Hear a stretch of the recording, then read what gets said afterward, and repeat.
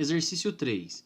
Determine a distância y barra a partir do eixo x até o centroide da seção transversal representada na figura abaixo. Bom, então aqui a gente tem uma seção que eu posso estar chamando ela de duplo T, com as dimensões demonstradas aqui na figura.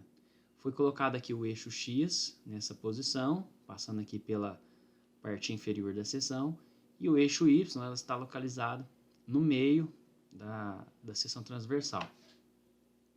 Bom, o que eu queria reforçar aqui sobre o eixo, né, é que esse eixo x e y ele pode ser colocado em qualquer local, tá? Se eu quisesse, por exemplo, colocar ele nessa posição aqui, ó, por exemplo, colocar o y aqui e o x um pouco mais abaixo, eu posso, tá? Só lembrando que agora a distância y barra seria maior, tá?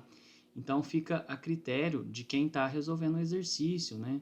Ou de quem for elaborar o projeto. Eu poderia colocar esse eixo rotacionado, só que aí ficaria um pouco mais complexo, né? Porque o padrão geralmente é adotar o x na horizontal, o y na vertical, tá? O que poderia ser feito aqui também é que na verdade o exercício ele pediu para calcular só o y barra, né? Então o eixo y já está localizado, né? Já está passando aqui no centroide. Mas poderia ter colocado, por exemplo, se fosse calcular o y barra e o x barra, esse eixo passando aqui na base e no início da figura. E aí eu iria calcular aqui um x barra e um y barra que fosse dar o valor do centroide aqui, certo? Bom, por que o y aqui, esse eixo y já foi colocado aqui também, né?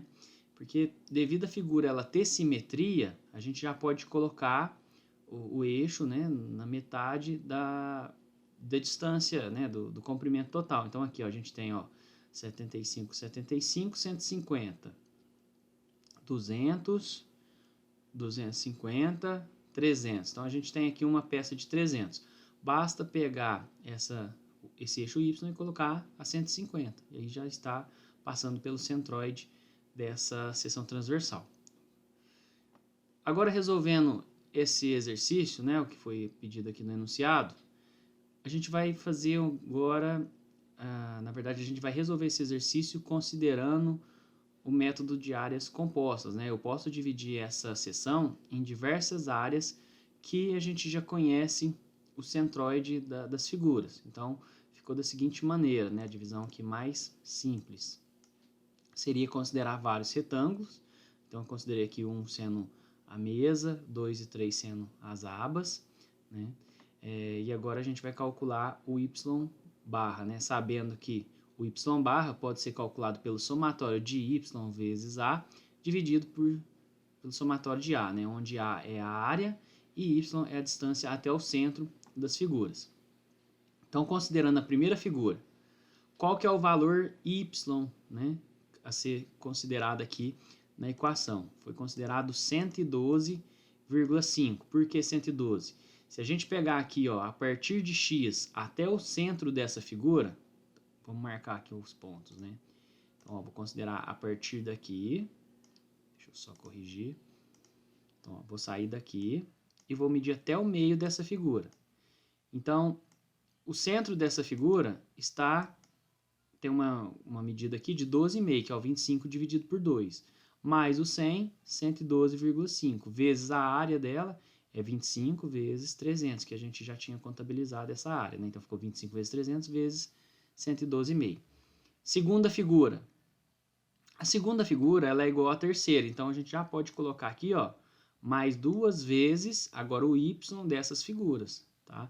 Só lembrando que para fazer isso o y tem que ser igual e a área também. Então o y dessas figuras seria 100 dividido por 2, para achar o ponto central aqui dessas figuras, né? Então ficaria 50 vezes a área, 25 vezes 100, e agora dividido pela soma das áreas das figuras. Então a primeira área seria 25 vezes 300, a segunda área, que é igual à terceira, então ficou duas áreas, né, vezes 25 vezes 100, daria um y barra igual a 87,5 milímetros. Coloquei uma observação assim, aqui, ó, como existe simetria em torno de y, a posição de x barra é no meio da seção. Isso aqui eu já comentei no início do exercício.